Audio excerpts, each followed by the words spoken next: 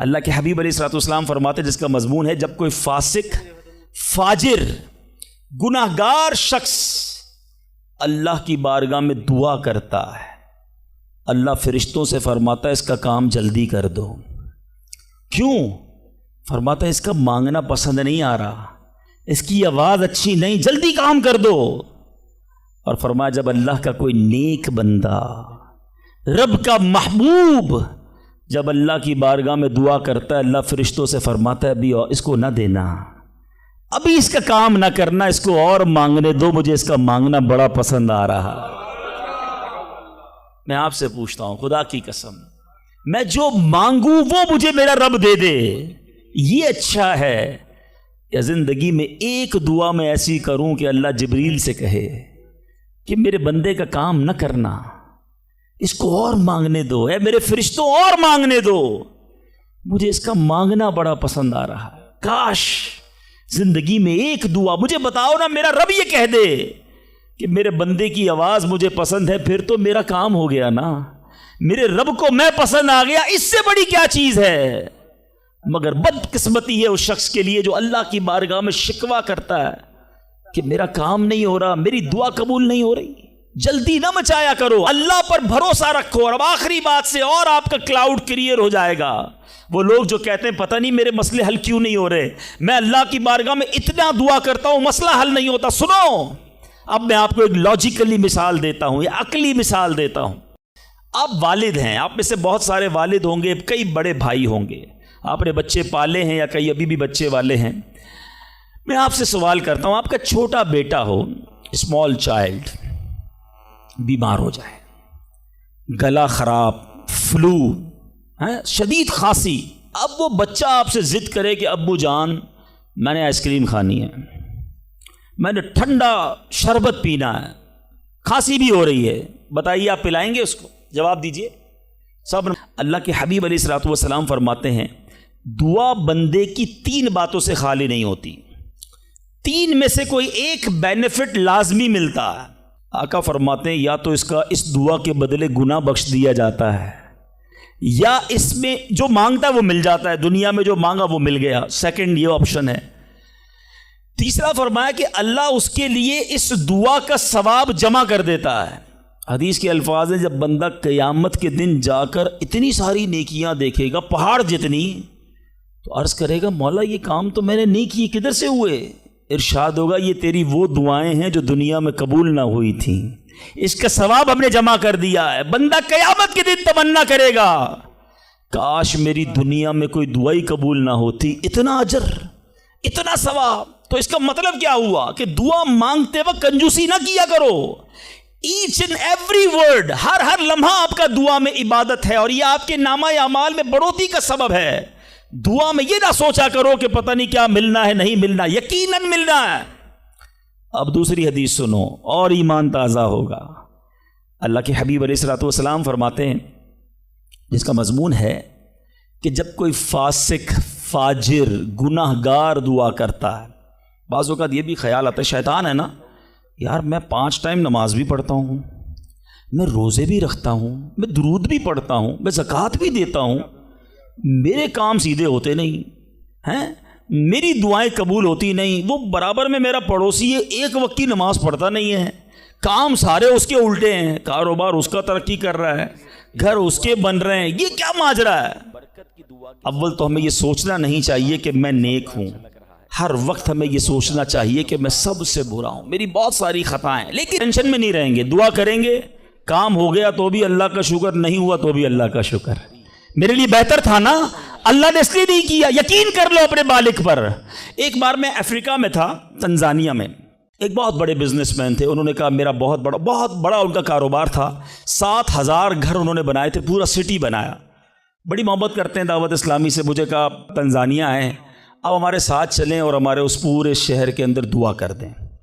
میں نے کہا چلیں چلتے ہیں، میں ان کے ساتھ بیٹھ گیا ان کی گاڑی میں۔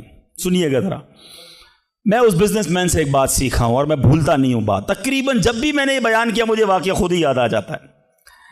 تو ہم گئے اس کے ساتھ، one of the biggest business man of that country, بڑا کام تھا ان کا، ہم گئے تو اتفاق تھا جو پل تھا اس شہر کو اور ان کے شہر کو ملانے والا، وہاں کوئی ورک ہو رہا تھا، کام ہو رہا تھا، گاڑی رک گئی ہماری، وہ بڑا آدمی تھا، اس نے کئی لوگوں کو فون کیا، بھائی ہماری گاڑی کو نکلنے دے، کہا نہیں صاحب گاڑی نہیں نکل سکتی، پل پر کام ہو رہا ہے، ٹریفک کلوز. بہت کوشش کی اس نے، نہیں ہوا. ہم واپس آ گئے. جب ہم واپس آئے تو مجھے لگا کہ یار اس کو بیچارے کو دل چھوٹا ہو جاتا نا انسان کا، بڑی محبت سے لے کر گیا اور لے ہی نہیں جا سکا. تو میں نے کہا آپ گھبرائیں نہیں، اس میں کوئی خیر ہوگی، اللہ خیر کرے گا. میں ان کو تسلی دے رہا ہوں. یار اس بندے نے جو جملہ کہا نا، وہ کہتا ہے بھائی میری زندگی کا ایک دستور ہے، جب میرا کام ہو جاتا ہے نا تو میں ایک بار اللہ کا شکر ادا کرتا ہوں، نہیں ہوتا تو 2 بار اللہ کا شکر ادا کرتا ہوں. میں شاکڈ ہو گیا. میں نے کہا آپ نے کیا کہا، ذرا دوبارہ کہیے. وہ بزنس مین ہے، از ناٹ مولوی، کوئی عالم دین نہیں تھے، لیکن مجھے سکھا گیا وہ بندہ. میں نے کہا دوبارہ کہیے. وہ کہتا ہے جب میرا کام ہو جاتا ہے نا میں ایک بار اللہ کا شکر ادا کرتا ہوں، جب نہیں ہوتا تو میں 2 بار اللہ کا شکر ادا کرتا ہوں. میں نے کہا یہ کیوں؟ کہتے نہیں کس نے کیا، کام نہیں ہوا تو کس کی مرضی سے ہوا، ہم دونوں کا جانا وہاں ٹھیک ہی نہیں تھا. جب ہی روڈ بند ہو گیا، اللہ نے جو کیا میرے مالک نے بہتر کیا. میں نے کہا یار آپ کمال کی شخصیت ہو. میں اتنا خوش ہوا اس بندے سے. یہ فارمولہ یاد کر لو، لائف پرسکون ہو جائے گی. جو مانگو مل جائے یا اللہ تیری مہربانی، جو نہ ملا یا اللہ پھر بھی تیری مہربانی. تو میرے ماں سے زیادہ مجھے چاہنے والا ہے، بہتر تھا جبھی تو نہیں دیا. تو بہرحال میرے میٹھے اسلامی بھائیوں، دعا میں کنجوسی نہیں، دل و جان سے مانگو. ٹھیک ہے. اچھا اب دعا کے کچھ آداب بھی سن لیں. دعا قبول نہ ہونے کا ایک سبب حرام روزی بھی ہے. حدیث کے الفاظ ہیں حرام خور کی دعا قبول نہیں ہوتی. بندہ حرام بھی کھا رہا ہے، سود کا کام بھی کر رہا ہے، ملاوٹ بھی کر رہا ہے، جھوٹ بول کر روزی بھی کما رہا ہے، کہتا ہے دعا کیوں قبول نہیں ہوتی.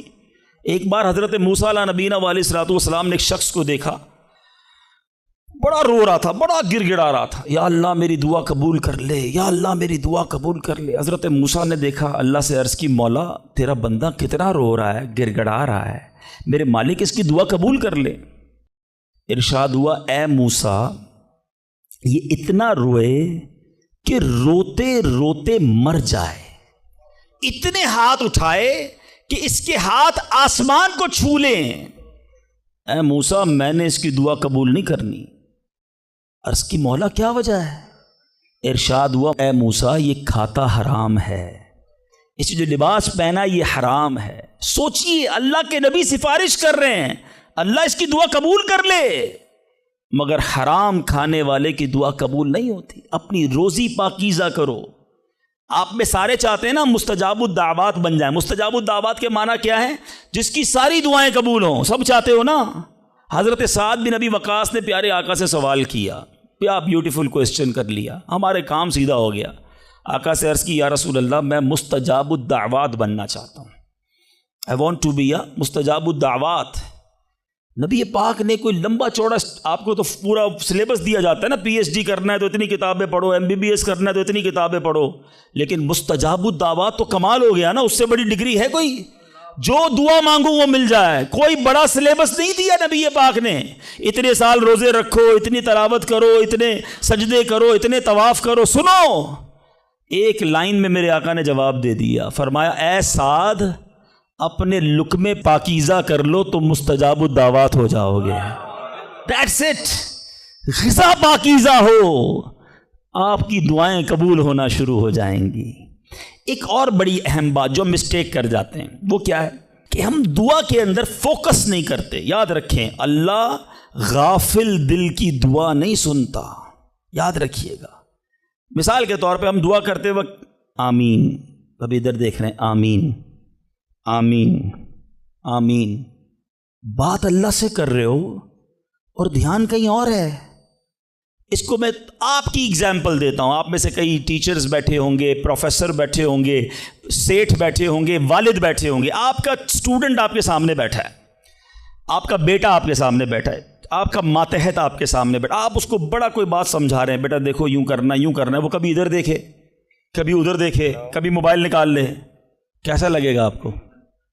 کمال ہے یار، میں تم سے بات کر رہا ہوں اور تمہارا دھیان کہیں اور ہے. توجہ سے سنو. آپ کو برا لگتا ہے آپ کا بچہ آپ کی بات نہ سنے. تم رب کی بارگاہ میں ہاتھ اٹھا کر دھیان کہیں اور ہے، کدھر سے دعا قبول ہوگی؟ یہ بے ادبی ہے. بارگاہ الہی میں حاضر ہیں تو بس فوکس، پتہ چلے میں کس کے دربار میں ہوں، آنکھیں جھکی ہوں، ادب سے بندہ بیٹھے وضو کر کے، ہیں اس کا خیال مالک کے دربار کی طرف ہو کہ غلام ایک مجرم بادشاہ کے دربار میں ہاتھ اٹھائے بھکاری بن کر حاضر ہوا ہے۔ پھر دیکھیں کیسے عطا ملتی ہے۔ ایک اور مسٹیک، دعا قبول نہ ہونے کا ایک سبب، اور وہ ہے یقین۔ ایک بڑا پرابلم یہ ہے، بندہ کہتا ہے یار چلو مانگ لیتے ہیں، باقی ہوتی نہیں اپنی دعا قبول ہے۔ روایتوں کا مضمون ہے جو بندہ یہ کہے نا کہ دعا پتہ نہیں قبول ہوگی یا نہیں، اس کی قبول ہی نہیں ہونی ہے، وہ نہ مانگے۔ یقین چاہیے، وہ بلیف چاہیے، وہ یقین ساتھ ہو تو پھر دعا عرش تک جاتی ہے۔ ایک واقعہ مجھے یاد آیا، ایک بار ایک گاؤں میں بارش نہیں ہو رہی تھی، بڑا زبردست قحط۔ گاؤں والوں نے طے کیا چلو مل کر ذرا دعا کرتے ہیں، نماز استسقاء وغیرہ پڑھتے ہیں۔ گاؤں کے سارے لوگ جمع ہوئے، ہزاروں کا مجمع۔ کئی سالوں سے اس گاؤں میں بارش ہی نہیں ہوئی، پتے پتے کو، بوند بوند کو لوگ ترس رہے، قحط۔ ایک نوجوان، ایک ینگسٹر آیا، ہاتھ میں اس کی چھتری ہے۔ سارے گاؤں والے ہنسنے لگے کہ اللہ کے بندے، کئی سالوں سے ایک قطرہ پانی کا نہیں گرا، تم چھتری لے کر آئے ہو۔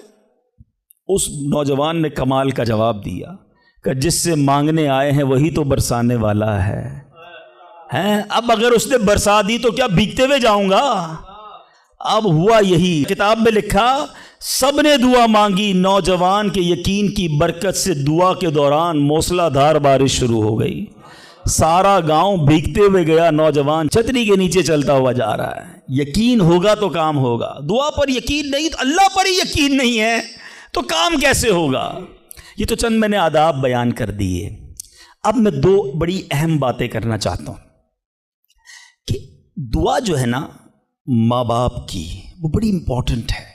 بعض اوقات ہم سمجھتے ہیں کہ یار کام نہیں ہو سکتا میرا، بڑا ٹپیکل ہے، میں بڑی مشکل میں پھنس گیا ہوں، میرے مسائل بہت ہیں، یہ مسئلہ حل ہو ہی نہیں سکتا، میں اتنے بڑے قرضے میں آ گیا ہوں کہ وہ قرضہ کیسے اترے گا؟ میں ساری زندگی نوکری کرتا رہوں، قرضہ تو نہیں اترنا، میری یہ بیماری ڈاکٹر کہتے ٹھیک ہی نہیں ہوگی۔ یہاں آ کر ہمارا کانفیڈنس شیک ہو جاتا ہے، ہم اللہ سے بھروسہ اٹھا لیتے ہیں، ہمیں لگتا ہے نہیں یار یہ پرابلم سالو نہیں ہو سکتا۔ آج ایک بات سیکھ کر جانا، جو پرابلم آپ کے سامنے بہت بڑا ہے نا، وہ آپ کے لیے بڑا ہے۔ ان اللہ علی کل شیء قدیر، میرا مالک جب چاہے جیسے چاہے حکم فرمائے اور مسئلہ حل ہو سکتا ہے۔ اب میں آپ کو اس کو لاجیکلی سمجھاتا ہوں۔ ایک آپ نے دیکھا ہوگا آپ کے گھر میں چونٹیاں چلتی ہیں، بازوں کا چونٹیاں ہوتی ہیں نا، اب چونٹی جا رہی ہے، آپ اس کے سامنے سیب رکھ دیں، اب چونٹی کی طرف رہ کر سوچیں، چونٹی دیکھے گی اتنی بڑی چیز سیب، چونٹی کے لیے وہ سیب پہاڑ ہے، چونٹی ہٹا سکتی ہے اس کو؟ نہیں، وہ کیا کرے گی؟ کھڑی رہے گی یا تو راستہ بدل دے گی، یار اتنی بڑی چیز سامنے آ گئی میں تو کچھ نہیں کر سکتی۔ وہی سیب آپ واپس اٹھا کے جیب میں رکھ لیں، چونٹی کا راستہ کلیئر؟ بات سمجھ رہے میری؟ سیب چونٹی کے لیے کیا تھا؟ پہاڑ۔ آپ کے لیے کیا ہے؟ سیب۔ آپ نے اٹھایا واپس جیب میں رکھ لیا، چونٹی کے سامنے سے پہاڑ ہٹ گیا۔ جو پرابلم میرے اور آپ کے سامنے ہے نا، میرے لیے پہاڑ ہے، آپ کے لیے پہاڑ ہے، آپ کو لگتا ہے سالو ہی نہیں ہو سکتا۔ ان اللہ علی کل شیء قدیر، وہ جب چاہے جیسے چاہے، منٹوں میں، منٹ بھی زیادہ ہیں، سیکنڈوں میں پرابلم سالو کرتا ہے۔ دل سے دعا مانگو۔